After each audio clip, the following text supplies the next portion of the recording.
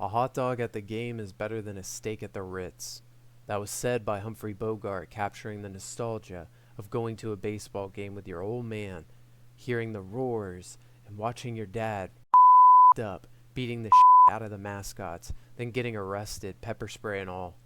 Anyway, this new show on Amazon called Spider Noir stars Nicolas Cage as Ben Riley, a down on his luck detective who's been retired for 5 years as Spider-Man, nicknamed the Spider, after the love of his life dies, Ruby. There, he embarks on an investigation about the attempted murder of an Irish crime boss in Brendan Gleeson's Silver Mane.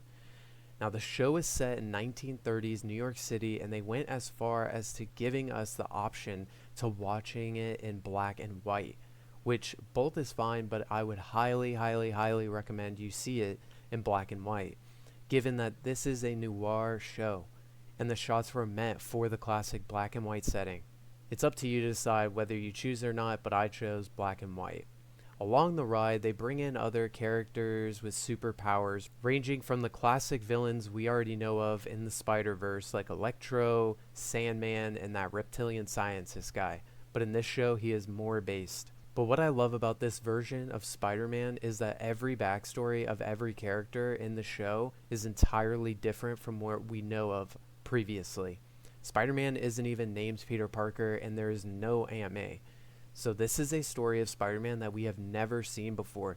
I'm talking blood, drugs, sexual jokes, cussing, and yeah, the Spider gets drunk more than once.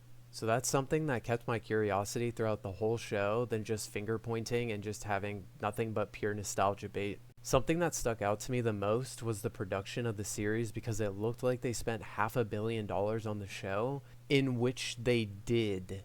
Yes, $400 million to be exact. Now, I know that they can do just as well with less, but I'm glad that it wasn't at least spent on a crappy flop series that nobody has asked for. Disney has done this plenty of times before. Every character was perfectly written and acted by the actors, and not to mention the dynamics between each of them.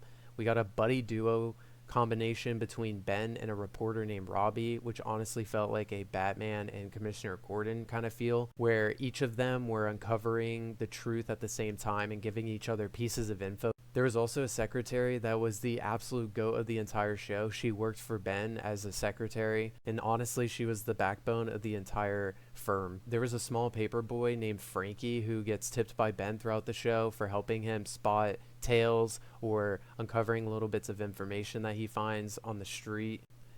And the side villains, with their reasons for villainy, they did very well on. Each of them had their own little characteristics of why they were evil. Some were heartbroken villains, others were just absolute psychopaths who loved to torment people. Even the regular bodyguard thugs of Silvermane had that classic thick muscle, thick skull archetype, which I absolutely love because they brought a comedic value to the show. And Nicolas Cage shows his wild comedic genius as the Spider, using his acting skills to getting into places he normally couldn't, or to speak to people he couldn't get to, which perfectly brings in the comedy and lighthearted nature of the Spider-Man that we know of. But the twist is that Nicolas Cage can only make this type of comedy work, where it's awkward but perfectly timed. The music kept the 30s jazz music atmosphere, which I loved very much because it gave another layer to the city of New York City and the setting of this Spider-Verse.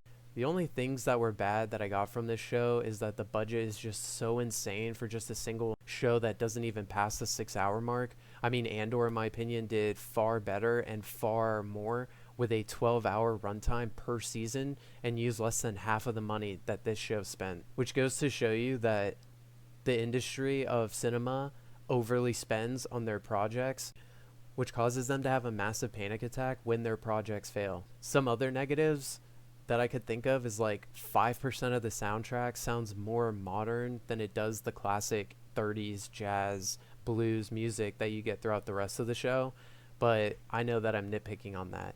And finally, with the only character that I found annoying was a character named Dirk Layden. He's the Electro guy, but I know that that's supposed to be part of his character, but even though he's supposed to be a loudmouth who talks a lot, Man, did he get on my nerves. So for the ratings, I will do a letterbox rating of 1 through 5, a classic 1 through 10 rating, a tier ranking system. For my letterbox ranking, I would give it a 4.5 out of 5. My classic rating, I would give a 9 out of 10.